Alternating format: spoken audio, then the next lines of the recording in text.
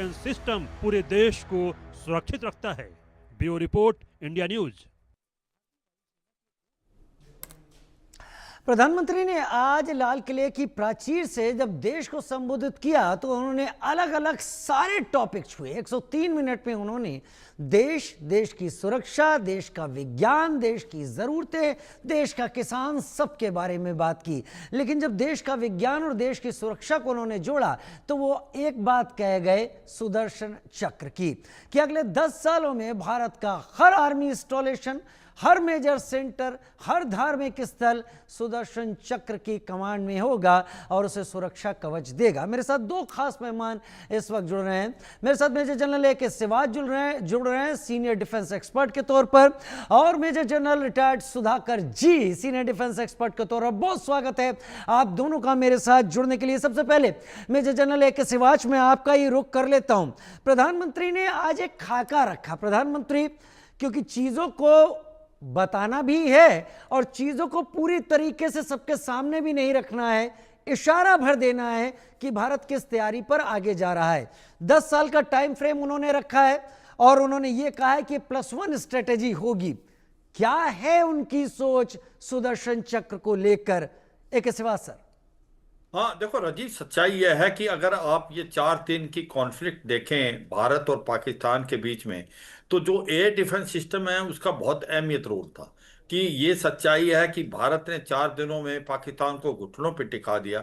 उसका सबसे बड़ा श्रेय जाता है कि जो मल्टी टीयर जो हमारा एयर डिफेंस सिस्टम था, जिसके अंदर S-400 भी थे, बैरक मिसाइल भी थी, उसके बाद हमारा आकाश थी जो भारत में खुद बनाया है, और उसके बाद आपके एंटी ड्रोन सिस्टम थे जिसमें Z-223 ट्विन बैरल पिनाका भी था, और उसके बाद आपका L-70 था।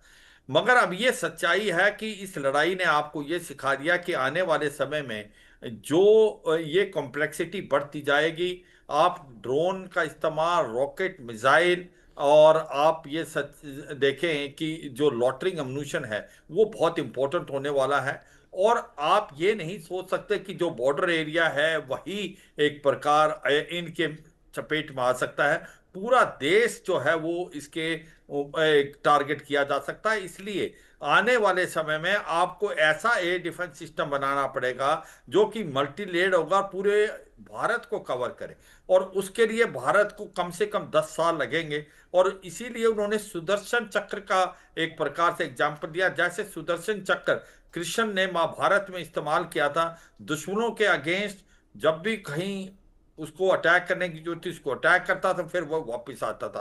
कहने का मतलब है कि जो हमारा नेक्स्ट एयर डिफेंस सिस्टम होगा, जैसे इजराइल का आयरन डोम सिस्टम है, इजराइल एक छोटा देश है तो iron dome system by and large बहुत इफेक्टिव है। भारत बहुत बड़ा देश है, भारत को multi layered air defence system अगर हमें पूरे देश में लगाना है, और क्योंकि आने वाले समय में हथियार ऐसे बनेंगे जो कि आपके ईस्ट, वेस्ट, साउथ, नॉर्थ कहीं भी हिट कर सकते हैं, तो हमें बहुत टाइम लगेगा। 10 साल हम खुद बनाना चाहते हैं। जैसे S-400 हमने रूस से लिया, ये भारत बनाएगा।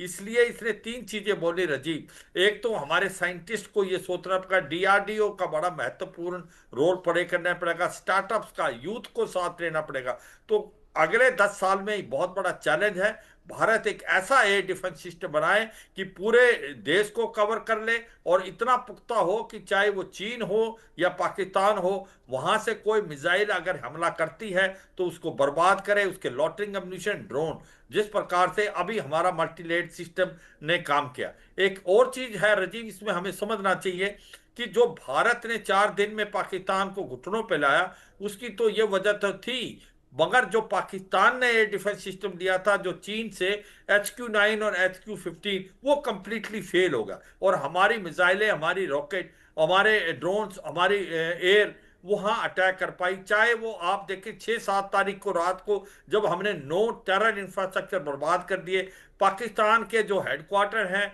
लश्कर तोबा जैसे मोहम्मद हिजबुल मुजाहिदीन के, जो कि मुदीर का भावलपुर और मुजफ्फराबाद में थे, उनको भी खत्म, और 100 से ज्यादा आतंकवादी। और अगले दिन जब पाकिस्तान ने हमला किया पलटवार, वो सक्सेसफुल नहीं हुआ क्योंकि हमारा multi layered air defence system बड़ा पुख्ता था। और जब हमने 9-10 को उसकी फ्रंटलाइन एयरफील्ड को एक प्रकार बर्बाद किया, जकोबाबाद, नूर खान, रहीम यार खान या आपका स्कारदू, तब मुझे लगता है पाकिस्तान घुटनों में आ गया। तो ये एक लेसन सीखा हमने इस लड़ाई से कि एक multi layer air defence system आने वाले समय में भारत खुद बनाना है, और ऐसा बनाएगा कि पूरे देश को वो कवर पाए। और इसे इसके लिए फॉरवर्ड टाइम भी लगेगा। प्लानिंग भी कहते हैं सर, आप लोगों का अनुभव रहा है, इसे फॉरवर्ड प्लानिंग भी कहते हैं। लेकिन मैं अपने एक पैकेज की तरफ जाता हूं और उसके बाद मेजर जनरल सुधाकर जी आपसे समझूंगा। ऑपरेशन सिंदूर के दौरान भारत के एयर डिफेंस S-400, हालांकि उसका नाम भी सुदर्शन रखा गया, उसने साबित किया कि वो दुनिया का advance long range air defence system मिसाइलों में से एक है। भारत ने इस एयर डिफेंस सिस्टम को रूस से खरीदा। S-400 एक mobile surface to air missile system है, और यह मोबाइल से मतलब इसे एक जगह से दूसरी जगह ले जाया जा सकता है। इस सिस्टम को साल 1990 के दशक में रूस में डेवलप किया गया, तब इसे S-300 का अपग्रेड के तौर पर बनाया गया था। साल 2007 में इसे सेवा देने के लिए अप्रूव किया गया। रूस अब इससे भी एडवांस्ड S-500 पर काम कर रहा है, और रूस से इस एयर डिफेंस सिस्टम को खरीदने के लिए भारत ने कुछ साल पहले डील की थी। लेकिन 2018 में भारत ने 5 सिस्टम की डील की थी, जिसके लिए 35,000 करोड़ का सौदा हुआ था। 3 आ चुके हैं और 2 के आने की 2026 तक उम्मीद है।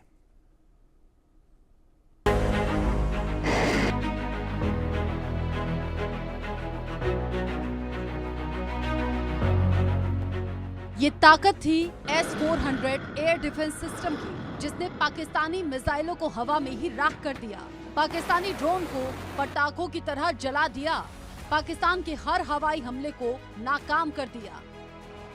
इस घातक एयर डिफेंस सिस्टम ने पाकिस्तान को पस्त कर दिया। S-400 ने मुनीर की सेना में हड़कंप मचा दिया।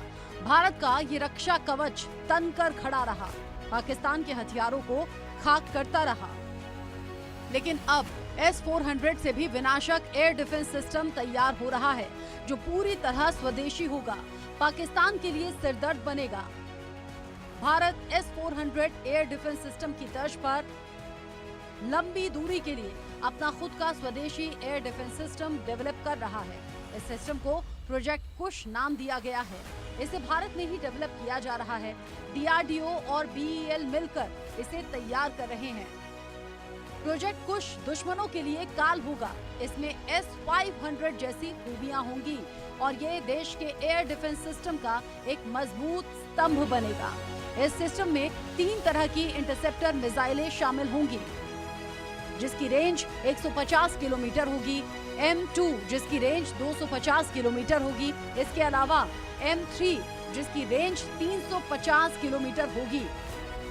इस प्रोजेक्ट के 3 फेज हैं। पहले फेज में मिसाइल्स का डेवलपमेंट होना है, जो इस तरह के सिस्टम से लंबी दूरी तय कर सकें।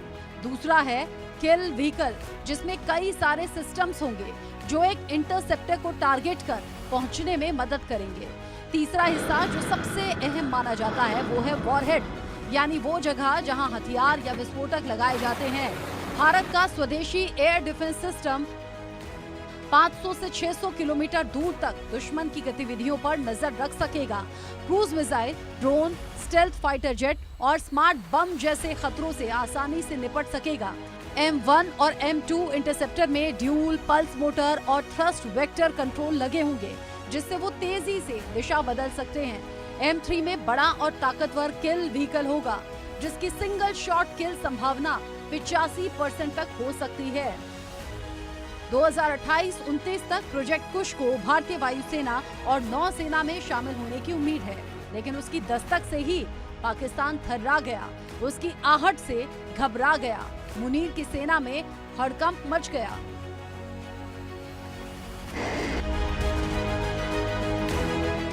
Bureau report, India News. Major General Sudhakar ji मेरे साथ इस वक्त जुड़े हुए हैं। मेजर जनरल सुधाकर जी, मैं आयरन डोम की बात करूं या अमेरिका के रीसेंट वहां से आ रहे डेवलपमेंट्स, जिसे उन्होंने गोल्डन डोम का नाम दिया है, उसकी बात करूं, और आज प्रधानमंत्री के इन शब्दों को देखूं, भारत यहां पर जो स्थिति दिख रही है, भारत शायद दोनों को समझते हुए भारत के लिए इनकी जरूरत महसूस कर रहा है। लेकिन जरूरत महसूस करना और उसे इंप्लीमेंट करना भारत की टेरिटरी को देखते हुए, भारत के एडवर्सरीज को देखते हुए कितना मुश्किल है, और अगर ये जमीन पर उतरेगा तो कितना बड़ा गेम चेंजर होगा। मेजर जनरल सुधाकर जी। राजीव, सबसे पहले नमस्कार और धन्यवाद, आपने मेरे को फिर से इनवाइट किया। मेरे डिस्टिंग्विश को पैनलिस्ट आपको बधाई और शुभकामनाएं, और व्यूअर्स को भी शुभकामनाएं। जहां तक आपकी सवाल है, सवाल का जो आखिरी पार्ट है उसको मैं पहले कवर करूंगा, जो पहला पार्ट है वो बाद में As you बताऊं। wish, सबसे sir. पहला चीज है, हमें समझना पड़ेगा, ऑपरेशन सिंदूर में कोई शक नहीं है। मैं विदेश में था, घूम रहा था, काफी कुछ काम था मेरे पास। वहाँ का लोगों को अभी तक समझ में आया नहीं है हिंदुस्तान ने जो किया कैसे किया है। ठीक है, अभी तक पाकिस्तान तो अगले 2 साल 10 साल तक वो तो हर लड़ाई में जीतते रहते हैं, 47 48 65 71 हर लड़ाई वो जीते हैं, उनका ये नैरेटिव है। लेकिन उनको समझ में नहीं आएगा ऑपरेशन सिंदूर का जो नुकसान पहुंचाया है, वो एहसास नहीं कर पाएंगे करीब 1 साल तक। उनके पास डैमेज, इसलिए मैं कह रहा हूं, क्योंकि ये जो लड़ाई हुई है इस पर कोई शक नहीं है, हिंदुस्तान ने मुंह तोड़ जवाब दिया है। लेकिन हमें थोड़ा सा स्प्लिटिंग द हेयर, मतलब वो बाल की खाल जो उतारने वाली बात है ना, गहराई में जाना पड़ेगा, जड़ तक। कहां तक, क्या हम प्रस्तुत हैं अगले पहलगाम की अटैक के लिए? नहीं। हम देखना पड़ेगा, क्या पाकिस्तान अकेले ये लड़ाई लड़ रहा था? नहीं, उसके साथ कौन कौन थे? चाइना, अजरबैजान, तुर्की। तो चाइना का कहां तक हाथ था इसमें? चाइना का बहुत लंबा हाथ था। बहुत लंबा हाथ को समझना निहायत आवश्यक है, क्योंकि इन चीजों में हमारा कमी है। आज जो प्राइम मिनिस्टर साहब बिना बोल के भी बोल डाले, ये जो सुदर्शन चक्र है उसकी तैयारी प्रस्तुति शुरू है। कुछ दिन पहले मीडिया में शायद आया होगा, आप कवर किए होंगे, कि हिंदुस्तान 2029 तक 52 सैटेलाइट लॉन्च करने की फैसला लिया है और वो सैंक्शन हो गए हैं। शायद आप सुने होंगे या कवर किए होंगे। आज के दिन में ये जो लड़ाई है, लड़ाई का नाम बोलते हैं beyond visual range. Beyond visual range network centric. ये नेटवर्क सेंट्रिक का माने ये है कि हम 1 फ्रंट, 2 फ्रंट, 2.5 फ्रंट, 3 फ्रंट में हम पूरा एकदम धुंधलेपन में घूमते रहते हैं, हाथ पैर मारते रहते हैं। किसी को समझ में नहीं आ रहा है कि आज के दिन में ये 2 फ्रंट, 2.5 फ्रंट नहीं रहा, सिर्फ एक ही फ्रंट रह गया है। इसलिए रह गया है, चाइना के पास जो सैटेलाइट है उसके पास वो काबिलियत ऐसा अख्तियार कर लिया है, जो उसने वैलिडेट किया है ऑपरेशन सिंदूर के दौरान एक सैटेलाइट के जरिए से। ये उसका, यहाँ ये बैकग्राउंड में बता दूं कि चेंगडू में हेडक्वार्टर है चाइना का, जो western theatre command headquarters. Chengdu से लेके गुजरात पास होके आप रावलपिंडी तक, जहां पे पाकिस्तान का आर्मी हेडक्वार्टर है, एक ऑप्टिकल फाइबर लेआउट हुआ है 2021 को। ये ऑप्टिकल फाइबर लेआउट होने के बजाय अभी पाकिस्तान, जो हम कह रहे हैं आप और मैं जो है, अनुमान एक सिटीजन को ये लग रहा है पाकिस्तान लड़ रहा है, ये लड़ाई पाकिस्तान से नहीं लड़ा जा रहा है। ये लड़ाई लड़ा जा रहा है चाइना का चेंगडू में जो हेडक्वार्टर्स है।